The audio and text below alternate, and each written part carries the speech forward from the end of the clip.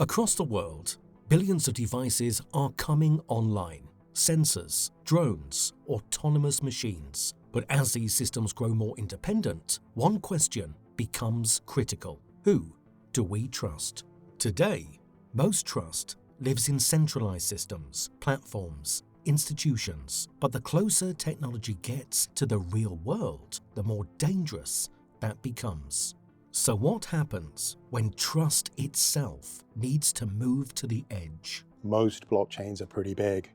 Most blockchains require a lot of memory and a lot of power, when you think of the other, massive players out there. Whereas Minima's real trick is that it is so tiny. Every single user doesn't run a light client, they don't run a wallet, they run the whole thing. And again, this helps with security, because security is the same as decentralization. The more decentralized your system is, the more secure your system is, because when we refer to the security of a blockchain, what we're really referring to is its ability to resist censorship attacks. Most blockchains were never designed to live inside machines. To solve that problem, Minima partnered with the University of Southampton, alongside two of the most influential technology companies in the world, Siemens and Arm.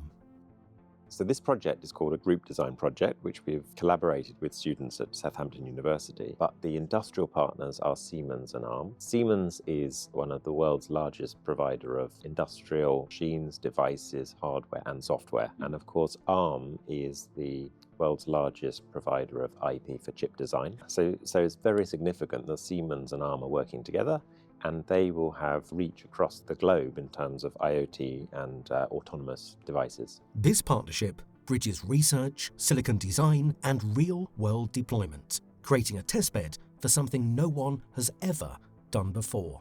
So the way I see how Minima shapes future autonomous systems is that it provides a very low power and sustainable way for decentralization to happen. So in a decentralized system, having a very, very lightweight protocol like Minima actually helps out. And with our project, running Minima on a dedicated chip optimizes that even further, making the whole system more efficient and more secure.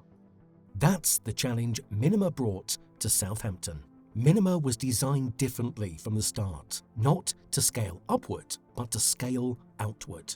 Minima is what's known as it's a compact blockchain, which means it's very, very small and it fits on very low power devices. But to be able to do it on today's hardware, I think Minima stands alone to be able to do that.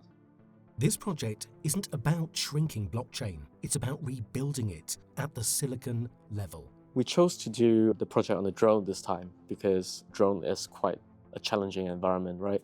You've got the signal fluctuations, you've got different signal-to-noise ratios you have to worry about. And we've proven that Minima can run alongside the drone's current operating system, right, and still work as a dedicated subsystem within the drone. If you can run this on a drone, then technically you could run it anywhere.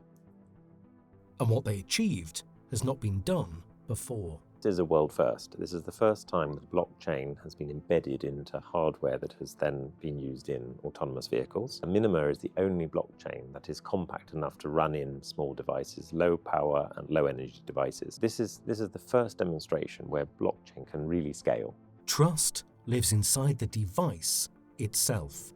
So obviously today we've been looking specifically at a use case related to a medical drone delivery. But what it actually demonstrates is a much broader set of use cases. With Minima being as small as it is and operating at a chip level, it's capable of working at very austere conditions, and that could be multi-domain, whether it's land, sea, air or space even, and that opens up a whole world of potential use cases. This isn't about drones.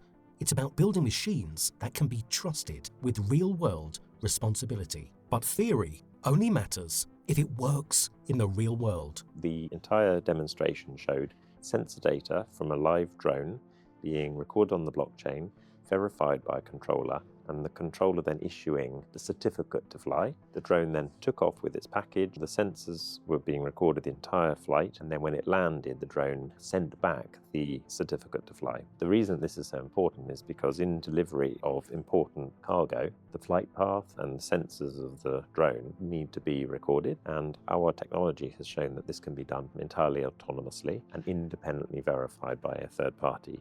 The test flight was 100% success.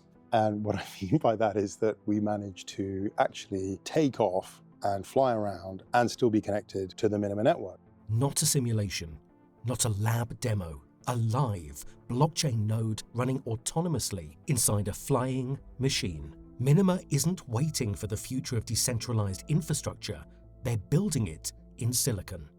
I think having such systems is very important because I think someday in the future, this could be a regulatory requirement. So any sort of system that's decentralized, it needs to have a secure chip like what we're building today in order for it to be trusted. I think one of the differentiating factor of Minima is that everyone is running everything. It is sort of like a blockchain that could be pervasive in the environment. To the blockchain community and to the connected world as a whole, I think Minima provides a whole new layer of security, which wouldn't be there before.